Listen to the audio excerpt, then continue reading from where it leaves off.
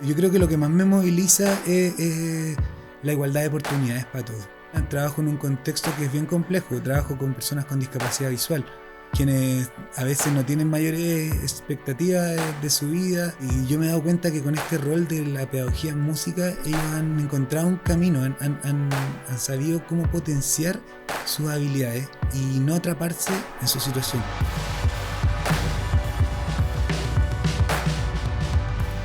Bienvenido, Cristóbal Rojas. Muchas Oye, gracias. qué alegría estar conversando contigo acá en este espacio y hablando desde el corazón, además desde el propósito, acá desde Base Pública. Y quería preguntarte, primero, para que te conozca yo y quienes nos están escuchando, ¿quién es Cristóbal Rojas? Bueno, gracias Joaquín por la invitación y por la bienvenida. Tu pregunta es bien complicada en el sentido de que Cristóbal Rojas es distintos personajes. Yo tengo un rol pedagogo, también tengo un rol artístico, tengo mi carrera y mis cosas artísticas, y también soy padre de familia, tengo todo como un ciudadano común y corriente. Claro. Pero en el rol pedagógico trabajo, me titulé el año 2009 de pedagogía, y desde el 2010 que trabajo en el sistema educativo. Pedagogía Pedagogía en música. en música, sí, Pedagogía profesor de música, muy reconocido ya como profesor de música. ¿Y qué es lo que te inspira, te moviliza a ser hoy día profesor de música y también en el contexto en el cual estás ejerciendo, que es tan particular y complejo también, Sí. con niños, niñas, jóvenes con discapacidad visual? Yo creo que lo que más me moviliza es la igualdad de oportunidades para todos. Porque, bueno, yo, como tú mencionas, trabajo en un contexto que es bien complejo. Trabajo con personas con discapacidad visual, quienes a veces no tienen mayores expectativas de su vida. La familia a veces no dan mucho, como que tuvieran muchas expectativas de lo que ellos van a lograr hacer a futuro.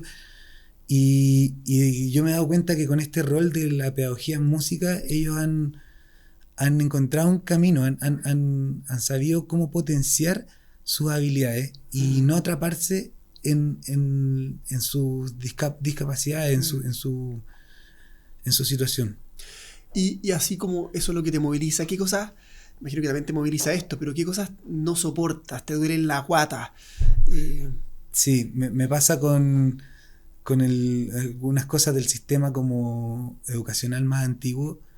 Por que ejemplo, lamentablemente sigue siendo muy vigente. Que está todavía vigente, que algunos profesores como que van más que nada como que tienen una dinámica como de retar al alumno, como de desafiarlo, o de repente dejarlo como un poco en vergüenza frente a todos. Esas son algunas prácticas poco pedagógicas, claro, que algunos docentes hasta el día de hoy realizan, y a mí eso me pone mal, porque es totalmente lo contrario a lo que debería ser un docente. Cristóbal, ya te movilizan esas igualdades de oportunidades, esas ganas de romper esa vieja escuela media autoritaria, sí, vertical. Y en tu historia personal, ¿cómo llegaste tú? ¿Qué te movilizó a decidir, sabes que quiero ser profesor de música y ejercer en un contexto como este? ¿Hay alguna persona, hito que te haya marcado en esta trayectoria? Sí, hay varias cosas. Como que es muy loco cómo se van conectando cosas de mi infancia, de mi pasado, con cosas de mi presente. Bueno, lo que me moviliza a ser profesor es más que nada mi papá, que él fue profesor del Colegio Manuel de Sala, el Liceo Manuel de Sala, que está en Ñuñoa, que es un colegio como bien emblemático igual, y él, un profesor que yo, no sé, 30 años de haber trabajado en el Manuel de Sala, y yo era alumno del Manuel de Sala, y lo vi siempre a él como mitad padre, mitad profesor. Un referente en ambos lados. Referente en ambos lados, sí. Y además que con mi papá tuve una cercanía muy importante, porque yo a los 9 años tuvimos la pérdida de mi mamá. Entonces, con él pasó a ser como mi papá, mi mamá, mi todo, y además mi referente en lo educacional. Y hay un hito también que tiene que ver con mi familia, que es muy importante, que que hace una conexión muy, muy considerable entre mi infancia con mi presente. Y cuando yo era chico, mi abuela materna, la mamá de mi mamá, quedó ciega. Entonces, y ella había estudiado piano en el Conservatorio de Concepción. Entonces, ella era una pianista ciega. Y yo, desde que tengo uso de razón, que la veía a ella tocar piano sin ver. Cosa que nunca me imaginé que, no sé, 30 años después iba a estar trabajando con músicos ciegos. Entonces, por eso te digo, como que al final, cada cosa que he vivido van como un poco en la misma dirección. Van como que los puntos se van conectando de manera casi anacrónica. Cuéntanos un poco, ¿qué es la Orquesta Sonidos de la Luz? Sí, primero. La Orquesta Sonidos de Luz es un proyecto de Fundación Luz del Colegio Santa Lucía. Voy a contar rápidamente, así para que se hagan una idea. La fundación nace en 1924. Impresionante. Va a cumplir 100 años pronto. Nace por la necesidad que vio Marcela Paz y un grupo de amigas, Esteroneus y un grupo de amigas, de que había muchas personas ciegas en situación de calle.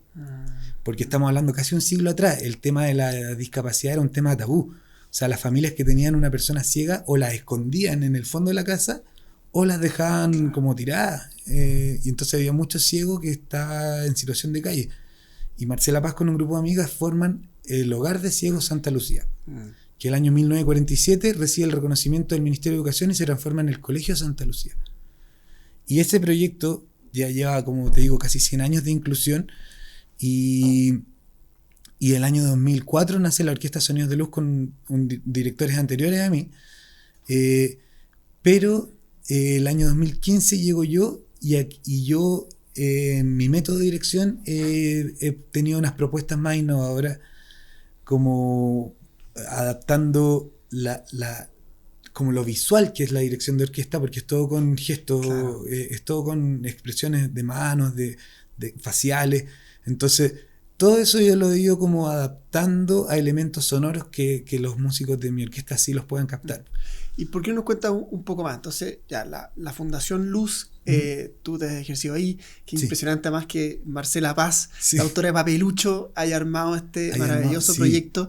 Y ahí tú entonces continúas con la orquesta. Y cuéntanos entonces cuáles son esas innovaciones, porque tú has sido reconocido por Chile, por el IGIUCAR, como finalista del Global Teacher Prize Chile, como ganador de la categoría de música, reconocido internacionalmente también. Ahora, ¿cuáles son esas innovaciones particularmente también y en concreto que has podido utilizar para ser profesor musical en el contexto en el que estás? Sí, bueno, la primera innovación concreta que hice fue, como te mencionaba, adaptar los gestos de dirección a elementos sonoros. Entonces ahí busqué un pandero que tiene un elástico, un pandero pequeño que tiene un elástico que se pone en el pie. Entonces yo con ese pandero voy dando señales con el pie, como para que los músicos entren o los músicos paren, o si es que hay un cambio de pulso en el desarrollo de la pieza, yo lo anticipo con el pandero. Como tocamos harto de estándar de jazz, de repente parte un solista o se acaba un solista y todas esas indicaciones yo las doy con el pandero. Perfecto. ¿Y esto es algo que se te ocurrió a ti? ¿Lo buscaste en internet? ¿Se te ocurrió? No, bueno, obviamente cuando me apareció este trabajo de dirigir la Orquesta de Sonidos de Luz, lo primero que hice fue buscar en Google, así como ¿cómo dirigir orquesta de ciegos? ¿Y estaba en la respuesta o no? No existía nada. No existía nada. Así, lo único que encontré fue material que posteriormente me sirvió, fue material sobre la musicografía Braille. Que la musicografía Braille es la adaptación del sistema Braille, pero para escribir partituras. Perfecto. Y ese sistema, bueno, te estoy hablando en el 2015, a mí me aparece esta oportunidad laboral, yo investigo, busco en Google, en distintos lugares, no encontré nada relacionado a cómo dirigir una agrupación de personas ciegas. Sí encontré material sobre las partituras, sobre la teoría, cómo enseñarla a través de la musicografía. Pero la musicografía tiene un tema poco práctico en el momento de hacer un show, porque el músico tiene que ocupar las manos o para tocar, claro, o para leer la partitura. No es como lo que pasa con la partitura en tinta, que el músico la está viendo y simultáneamente puede estar ocupando las manos. Entonces, a pesar de que ha sido útil en términos prácticos para montar como un show, espectáculo, no funciona. Entonces, ahí fue donde yo empecé como a ensayo y error, solo probando. Claro.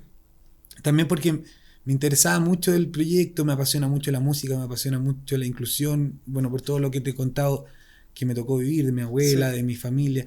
Entonces yo lo tomé como un desafío, así dije, esto lo tengo que llevar, sacar adelante como sea. Cristóbal, y ese proyecto que has llevado adelante muy exitosamente, con por supuesto apoyo a la fundación, el mismo establecimiento, ¿qué sientes que está generando en los y las estudiantes? Aparte de que por supuesto aprendan música, ¿qué ves que genera en su desarrollo humano en general y cómo se conecta también con otros aprendizajes y otras disciplinas propias del sistema educativo? No, yo encuentro que ha sido un impacto para ellos y sus comunidades, sus familias, su entorno. Porque, claro, es que con esto de la orquesta y con todo esto que te estoy mencionando, yo no solamente les enseño y no soy solamente un referente en lo musical.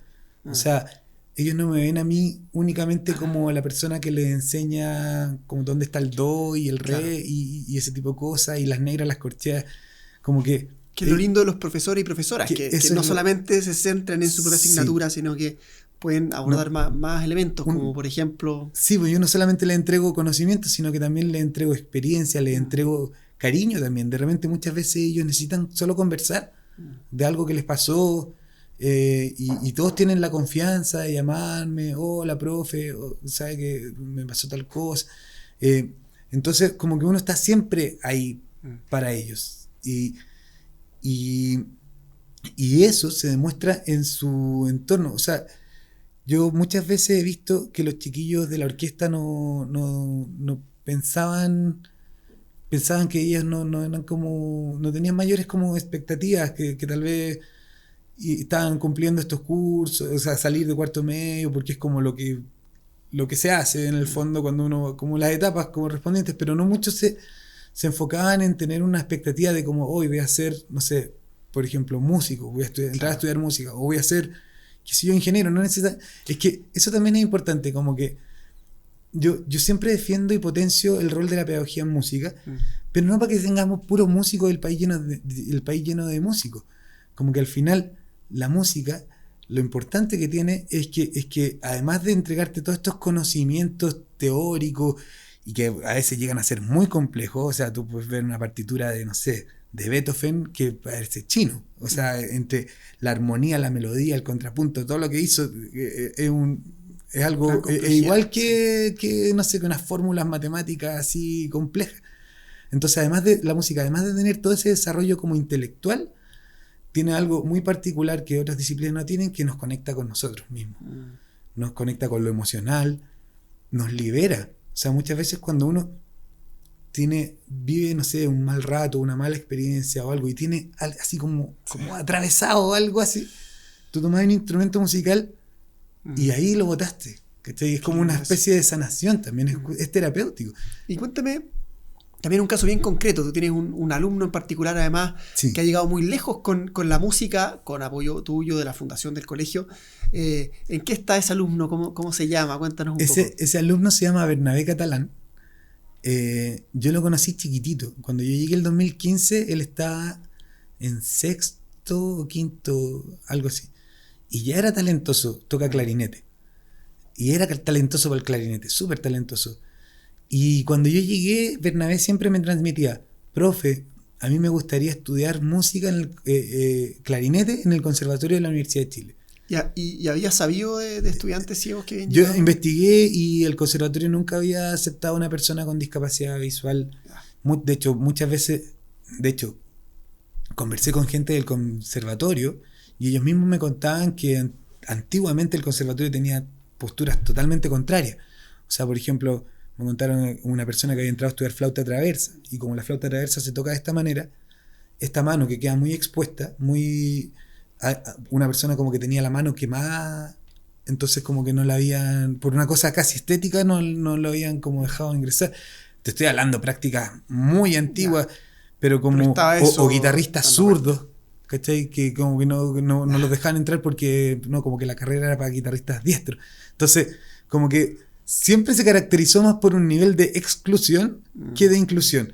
Entonces, jamás fue como una opción siquiera que una persona ciega entrara a estudiar.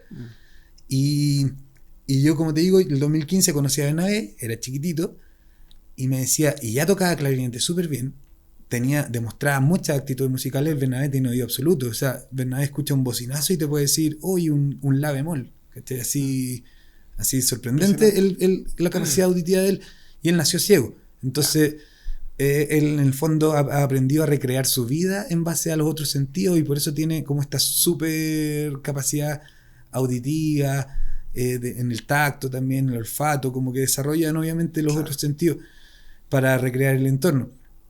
Y Bernabé, el 2017 yo me atreví a escribirle al Conservatorio de la Universidad de Chile, el 2016, perdón. Perfecto. Nos juntamos. Y el director del conservatorio me dice, oye, muy interesante lo que me estás planteando, porque ahí me cuenta estas como anécdotas que te decía, antiguas, como de que a veces excluían, eran más exclusivos que inclusivos. Y ahí me dice, pero por políticas de la universidad en este momento, en la época que estamos viendo en este momento, tenemos que generar el cambio hacia la inclusión. Oye, y en esos cambios hacia la inclusión, ¿qué necesita el país? ¿Hacia dónde crees que tenemos que avanzar? Con todo lo que tú has aprendido, lo que estás viendo, ¿qué te imaginas que podemos hacer como país para tener un sistema educativo más inclusivo en general? No solamente a personas ciegas, que por supuesto, pero en general, ¿qué desafíos ves hacia adelante? Yo encuentro, bueno, creo que se ha ido progresando bastante estos últimos años, pero yo siento que hay algo importante que se debería hacer, es una opinión muy, muy personal. Yo creo que todas las carreras, por ejemplo, de pedagogía, que la educación es fundamental en todo lo que, en el desarrollo de la sociedad. Y creo que todas las carreras de pedagogía deberían tener en la malla curricular de las carreras una asignatura que tenga que ver con la inclusión, que se llame inclusión, así o no sé. Porque yo, en verdad, lo que hemos conversado en este rato, todo lo he hecho un poco a pulso. O sea, cuando yo me titulé, me he encontrado en toda mi trayectoria pedagógica, me he encontrado con distintos alumnos con discapacidad, no solamente con los chiquillos ciegos. Antes trabajé con niños con síndrome de Down. En mi primer colegio tuve un alumno que se había ahorcado con el cordón umbilical en la gestación y era tetrapléjico, parapléjico. Y yo todas las metodologías, todo lo que hice con ellos fue totalmente a pulso. Claro. Y nadie, y no es una crítica hacia la universidad donde estudié yo, sino que es una crítica generalizada. Sí. Y de hecho yo iría un poco más allá. Tal vez, no sé, cuando uno es chico, está en primero básico, segundo básico, ahí tienen unas asignaturas como consejo curso, orientación. También le pondría una asignatura, o en orientación quizá, o no sé, en alguna de esas, si es que no hay cupo para meter otra más, me refiero. Creo que debería haber también una cercanía con la inclusión. Ciertamente, hay un gran desafío de cómo la formación de los profesores y profesoras puede también desarrollar herramientas para una educación más inclusiva, es ciertamente fundamental. Cristóbal, si puedes soñar un titular que aparezca en todos los diarios, revistas, medios de televisión mañana, ¿cuál sería? ¿Qué sueñas que pueda aparecer masivamente en el titular de mañana? Mi titular sería la nueva Constitución pone a la educación como el foco principal para el desarrollo del país. Ese sería mi titular. Yo despierto y veo ese titular y quedaría así: lo logramos. Todos los docentes que estamos trabajando en esto lo logramos. Bueno, ahí tenemos un gran desafío, una gran oportunidad también en esta nueva Constitución. Ojalá se haga carne tu titular, yo creo que es posible. Pero necesitamos que desde la Constitución y desde generar las políticas públicas avancemos hacia una educación inclusiva como la que tú estás pudiendo trabajar, hacer carne, y una educación que sea finalmente para todos y todas. Así que muchas gracias por estar acá con nosotros Desde el Propósito, Cristóbal. Gracias a ti, Joaquín. Muchas gracias por la invitación.